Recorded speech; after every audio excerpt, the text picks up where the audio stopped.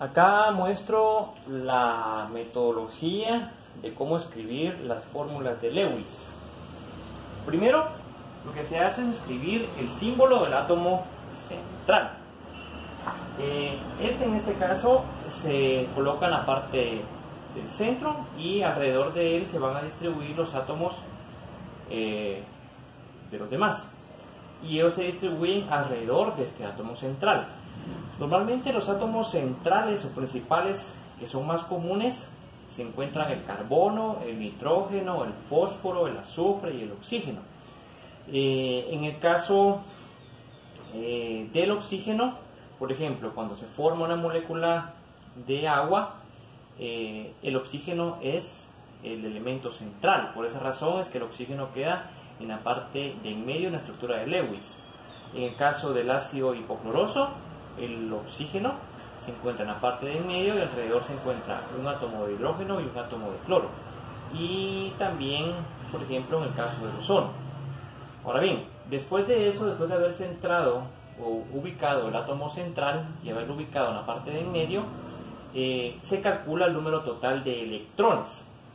En este caso, se calcula el número total de electrones de valencia sumando los electrones de cada átomo de toda la molécula o del caso del ion. Recordémonos que si es un ion negativo, se suman, y si son iones positivos, se van a restar. ¿Qué significa esto? En el caso de un ion negativo, se suma a este el total de electrones de la molécula con la carga de este ion negativo. Es decir, que en el caso de un ion negativo se suma a este total un número de electrones igual a la carga negativa de ese ion. Y en el caso de un ion positivo, lo que se hace es restar de este total un número de electrones igual a la carga positiva del ion. Es decir, por ejemplo, si la suma total de esa molécula nos dio 20 electrones, y si es un ion negativo y ese ion negativo es menos 2, entonces lo que se hace es sumarle 2 electrones más, es decir, en lugar de ser 20 van a ser 22. En el caso de esa misma molécula, solo que es un ion positivo, lo que se hace es a 20 se le restan 2 electrones, entonces en lugar de ser 20 puede ser 22, van a ser 18. Después de eso, el siguiente paso es unir cada átomo. Estamos en el paso número 3. Unir cada átomo al átomo central, y eso se realiza mediante un enlace sencillo.